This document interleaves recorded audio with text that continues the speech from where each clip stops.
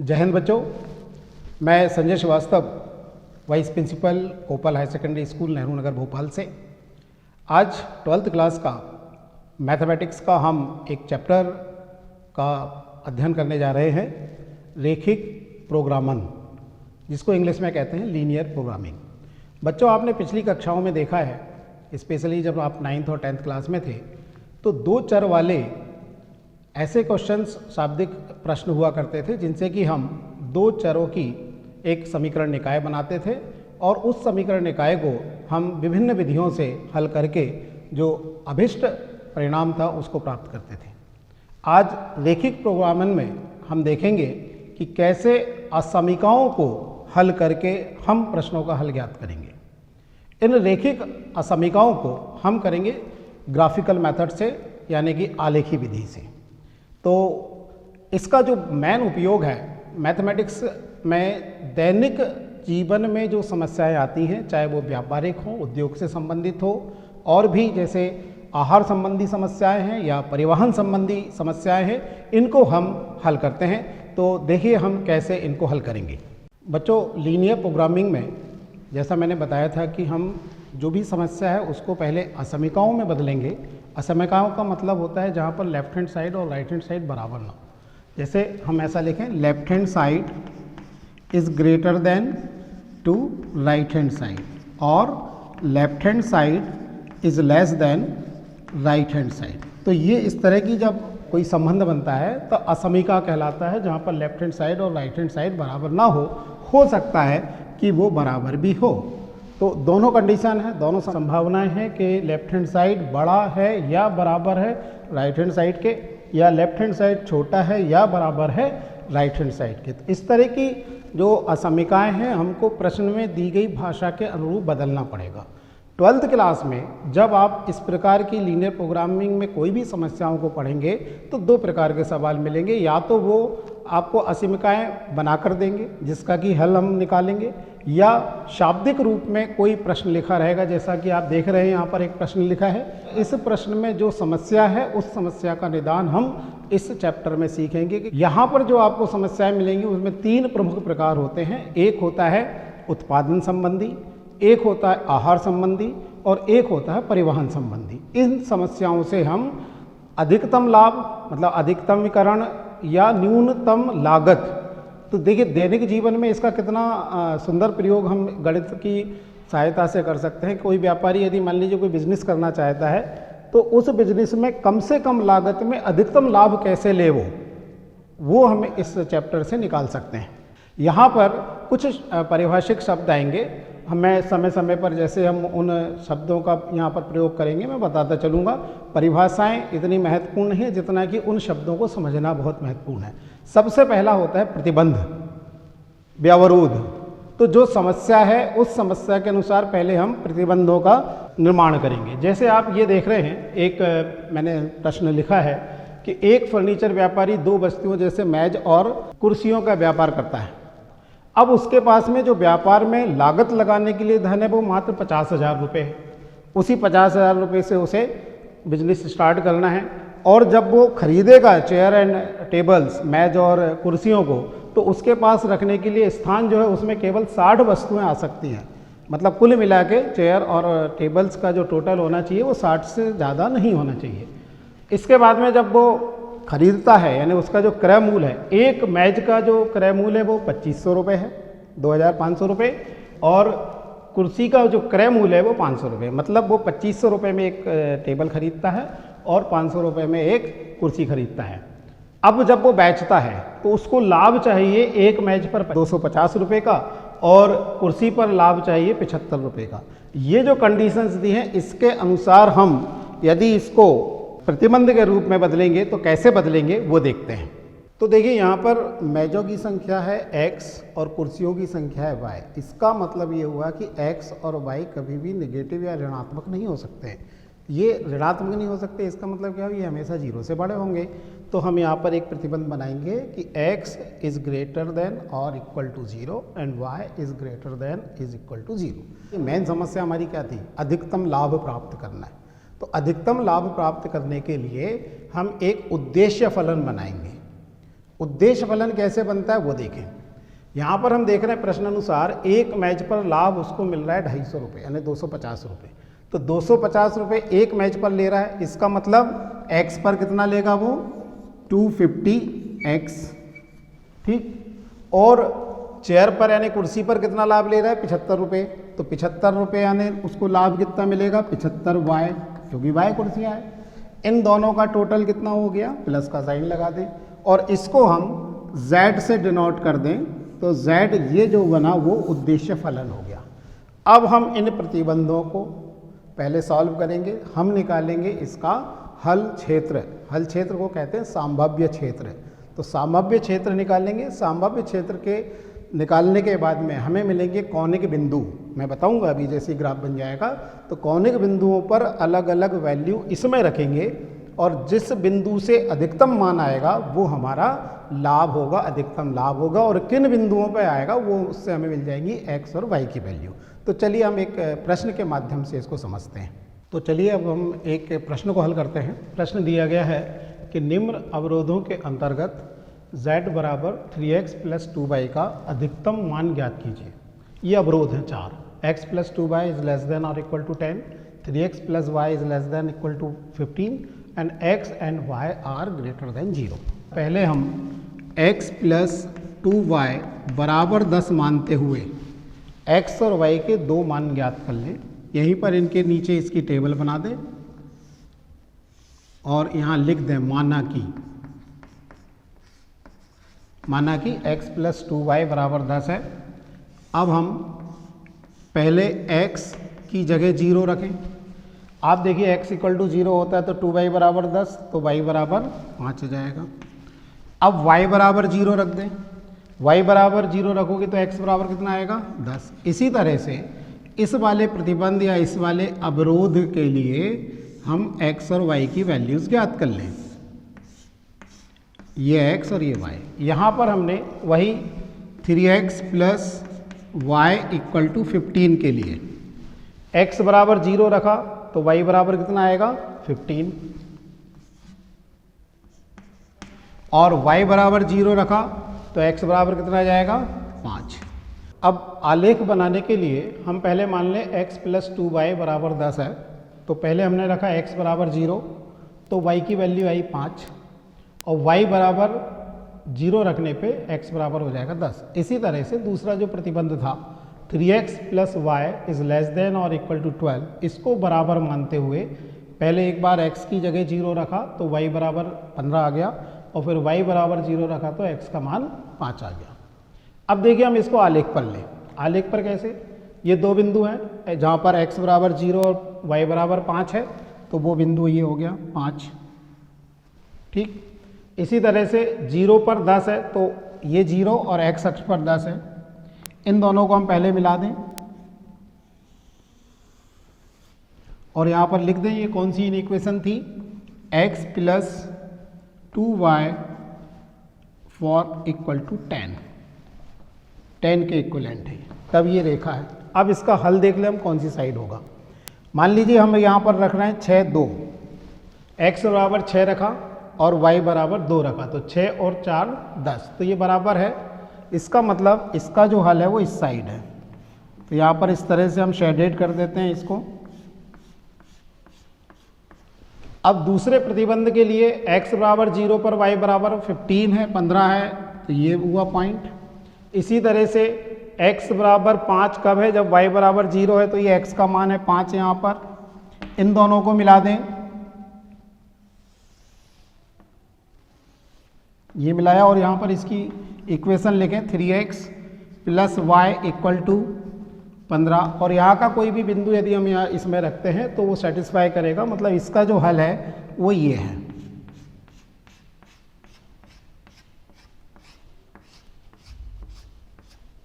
अब आप देखें ये चार कौणिक बिंदु हमें मिले O, इसको मान लें हम A, इसको B और इसको C। तो 0 का जो निर्देशांक है वो 0, O का निर्देशांक 0,0 है। A का निर्देशांक A जहाँ पर x बराबर 5 है, y बराबर 0 है, तो वो है 5 0।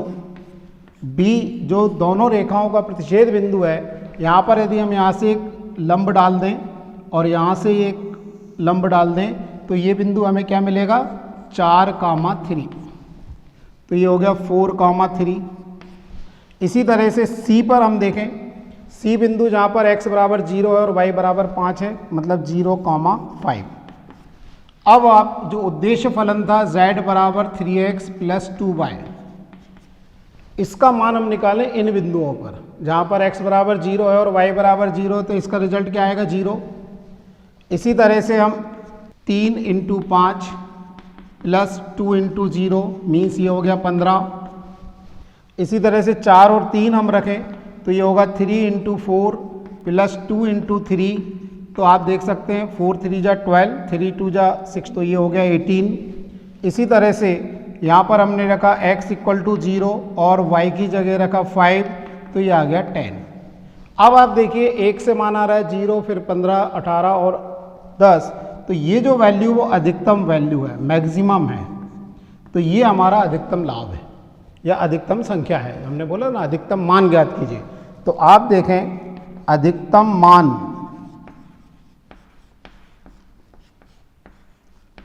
अधिकतम मान 18 कहाँ पर है 18, जहाँ पर x बराबर 4 है और y बराबर 3 है, मतलब बिंदु 4 3 पर अधिकतम मान हमें प्राप्त होगा 18।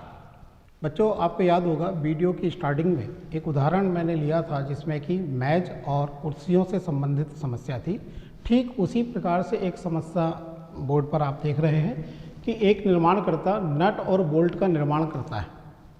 अब कंडीशन ये है कि एक पैकेट नटों के निर्माण में मशीन ए पर 1 घंटा और मशीन बी पर 3 घंटे का काम करना पड़ता है जब एक पैकेट बनता है। इसी तरह से बोल्ट का एक पैकेट बनाने में 3 घंटे मशीन ए पर काम करना पड़ता है और 1 घंटा मशीन बी पर काम करना पड़ता है। तो इस तरह से एक प्रतिबंध हम इससे बनाएंगे। इसके बाद में लाभ का जो है वह नोटों पर ₹17.50 यानी ₹17.50 प्रति पैकेट और बोल्टों पर ₹7 का लाभ प्राप्त करता है। तो प्रतिदिन मशीनों का अधिकतम प्रयोग 12 घंटे किया जा सकता है, मतलब 12 घंटे से ज़्यादा काम नहीं होगा। तो अधिकतम लाभ के लिए उत्पादित पैकेटों की संख्या ज्ञात कीजिए। ठीक वैसा ही सवाल है जैसा कि हमने स्टार्टिंग में देखा था, जो कि चेयर एंड टेबल से रिलेटेड था। यहाँ पर नट और बोल्ट हैं, तो हम एक टेबल के रूप में इसको एक समाहित कर लें, एक कंक्लूड कर लें, तब हम उनके प्रतिबंध आराम से बना सकते हैं। यहाँ पर हम नट लिख लें, यहाँ पर बोल्ट लिख लें, इसके बाद में यहाँ पर मशीन ए और मशीन बी। अब देखिए आप नट बनाने के लिए मशीन ए पर कितना काम करना पड़ता है, ए पर 1 घंटा काम करना पड़ता है। देखिए यहाँ से हम ये लिखें 1 घंटा काम मशीन ए पर और मशीन बी पर 3 घंटे काम करना पड़ता है। मतलब यहाँ पर हम लिख दें ऐसा, मशीन ए पर काम कर रहा है 1 घंटा और मशीन बी पर 3 घंटे। तो ये नट की बात हो गई। इसके बाद में हम देखें बोल्ट पर, बोल्ट बनाने के लिए मशीन ए पर 3 घंटे काम किया जा रहा है। 3 घंटे मशीन ए पर और 1 घंटा मशीन बी पर, तो ये 3 यहाँ आ जाएगा और 1 यहाँ आ जाएगा। अब जो समय की उपलब्धता है वो हम यहाँ पर लिख लें, समय की उपलब्धता।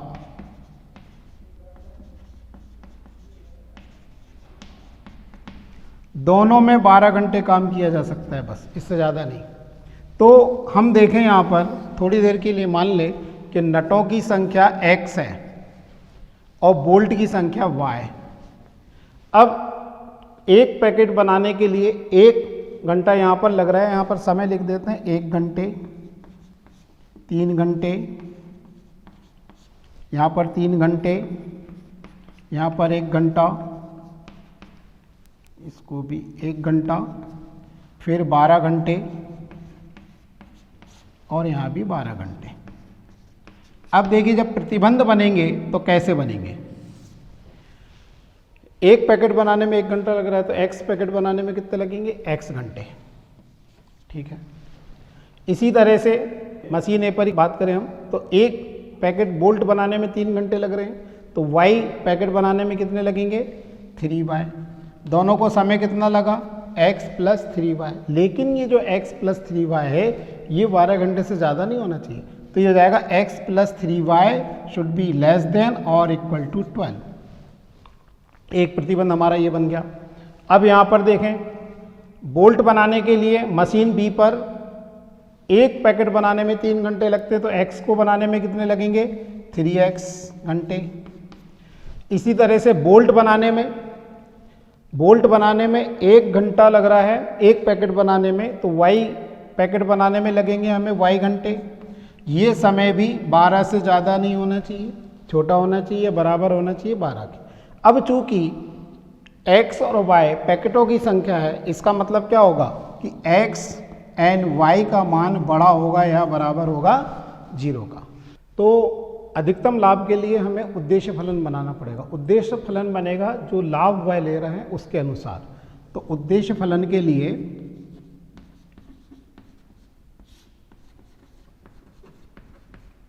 देखिए, अब एक पैकेट पर नट के एक पैकेट पर वो ले रहे हैं 17.50 तो x पैकेट पर हो जाएगा 17.50x प्लस बोल्टों पर ले रहे हैं वो 7 रुपये प्रति पैकेट, तो y पैकेट पर उनको मिलेगा 7y।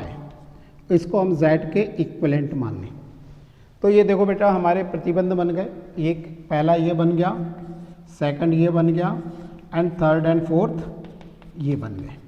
इन 4 प्रतिबंधों की सहायता से हम पहले कोणीय बिंदु निकालेंगे और कोणीय बिंदुओं के मान इस उद्देश्य फलन में रख के देखेंगे अधिकतम लाभ हमें कहाँ मिल रहा है। तो देखिए हमारे पास जो प्रतिबंध बने हैं, उद्देश्य फलन है z बराबर 17.50x प्लस 7y और ये 2 और ये 2, ये 4 प्रतिबंध हमारे पास हैं। तो हम सबसे पहले इस प्रतिबंध यानी x plus 3y is less than और इक्वल टू 12 को x प्लस 3y बराबर 12 मानते हुए x बराबर 0 रखा तो 4 आया y का मान, और y बराबर 0 मानोगे तो x का मान 12। इसी तरह से x और y के क्रमशः 0 0 मान मानते हुए यहाँ पर y का मान निकाल लेंगे और यहाँ पर x। अभी पिछले प्रश्न में मैंने बताया था कि आप कैसे ग्राफ बनाएंगे, कैसे आलेख का निर्माण करेंगे, तो उसी के अनुसार हमने ये आलेख बनाया। एक प्रतिबंध के अनुसार जहाँ पर x बराबर 0 और y बराबर 4 था और 0 पर y था, तो ये प्रतिबंध है हमारा x plus 3y equal to 12, और ये दूसरा प्रतिबंध से आलेख मिला है 3x plus y equal to 12 से। अब यहाँ पर हमने देखा ये हमारा उद्देश्य क्षेत्र है, संभाव्य क्षेत्र है जहाँ से हमको हल निकालना है। 4 बिंदु हमें मिले जो कि कोणीय बिंदु कहलाते हैं, O, A, B और C। प्रतिबंधों के अनुसार जो उद्देश्य फलन है उसके अनुसार देखिए O पर तो 0 0 आएगा, तो हमें अधिकतम मान निकालना है, तो O को लेने की आवश्यकता नहीं है। हमने ये कोणीय बिंदु लिए, कोणीय बिंदु A जहाँ पर 4 0 है, ये x बराबर 4 और y बराबर 0 रखने पर इस उद्देश्य फलन का मान आएगा 70। इसी तरह से 3 3 रखने पर आया 73.5, 0 4 रखने पर आया 28। हम देख सकते हैं कि 73.5 इन सब में सबसे अधिक है। इसका मतलब हमें जो अधिकतम लाभ मिल रहा है वो 73.5 मिल रहा है। कब मिल रहा है? जब x का मान 3 है और y का मान 3 है। और आपको याद होगा x और y हमने क्या माना था? x हमने माना था नटों के पैकेट की संख्या और y बराबर माना था बोल्ट के पैकेट की संख्या। अतः अभिष्ट उत्तर जो हमारा होगा वो होगा नट पैकेट की संख्या 3 और बोल्ट के पैकेट की संख्या 3। ये हमारा उत्तर हुआ। एक प्रश्न कर रहे हैं जिसमें हमें न्यूनतम मान ज्ञात करना है, और इसमें थोड़ा सा आप देखेंगे कि आलेख में कुछ विशेषता है, इसलिए और इस क्वेश्चन को मैं कर रहा हूँ। यहाँ प्रश्न ये है कि एक आहारविद 2 प्रकार के भोज्यों A और B को इस प्रकार मिलाना चाहता है कि मिश्रण में विटामिन E की कम से कम 10 मात्रक हो और विटामिन C की कम से कम 12 मात्रक हो और तथा विटामिन D की 18 मात्रक उसमें मात्रा हो। 1 किलोग्राम भोज्यों में विटामिनों की मात्रा निम्नानुसार है। टेबल के अनुसार बताया है कि भोज्य A में विटामिन E 1 पर केजी 1 मात्रक, फिर विटामिन C 2, इस तरह से जो सारणी दी है उसके अनुसार हमें करना है। यहाँ पर उपलब्धता देखें आप, इसमें जो विटामिन E है वो न्यूनतम 10 होना चाहिए, कम से कम 10 हो, विटामिन C कम से कम 12 मात्रक हो और विटामिन D कम से कम 8 हो। तो यहाँ पर एक तो आपकी जो प्रतिबंध बनेंगे उनमें ये साइन बदलेगा। ये x प्लस 2y कैसे बनाया? मान लिया हमने भोज्य A x मात्रा है इसकी और भोज्य B की y है, तो तो यहाँ पर देखें विटामिन ई के केस में हम देखें तो ये हो जाएगा 1x + 2y, ये ज़्यादा होना चाहिए 10 से या बराबर होना चाहिए, क्योंकि उसमें कहा है कि कम से कम 10 मात्रा हो। इसी तरह से विटामिन सी के बारे में उन्होंने कहा है कि कम से कम 12 मात्रा हो, तो ये हो जाएगा 2x + 2y बड़ा हो या बराबर हो 12 के। इसी तरह से 3x + y बड़ा हो या बराबर हो 8 के। यहाँ पर हम देखें, हम इसको चेंज कर दिया, 2x + 2y बड़ा है या बराबर है 12 के, तो 2 से डिवाइड कर सकते हैं हम, तो ये हो जाएगा x + y बड़ा है या बराबर है 6 के। अब उद्देश्य फलन के लिए एक अलग से लाइन उन्होंने दी है कि भोज्य ए के लिए 16 रुपये प्रति किलो और बी के लिए 20 रुपये प्रति किलो का मूल्य है। इसके लिए हमें न्यूनतम मूल्य के लिए उद्देश्य फलन ज्ञात करना है, तो वो बन जाएगा z बराबर 16x + 20y। अब हम देखिए इन प्रतिबंधों के आधार पर हम इसका हल कैसे करते हैं वो हम देखते हैं। तो अब प्राप्त प्रतिबंधों के आधार पर हम आलेख बनाएंगे और उस आलेख से हम इस समस्या का हल ज्ञात करेंगे। पहला प्रतिबंध था x + 2y should be greater than और इक्वल टू 10। इसको बराबर मानते हुए हमने x और y की वैल्यू, जैसे हमने पहले के प्रश्नों में हल में देखा था कि x और y की वैल्यू कैसे निकालते हैं, उसी के आधार पर हमने ये x और y की वैल्यूज़ निकाल दी। इन x और y की वैल्यू के आधार पर ये आलेख बनाया।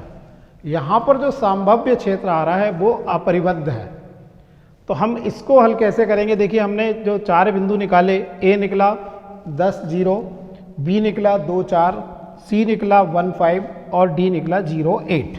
इन बिंदुओं के आधार पर उद्देश्य फलन के x, उद्देश्य फलन हमारा क्या था 16x + 20y।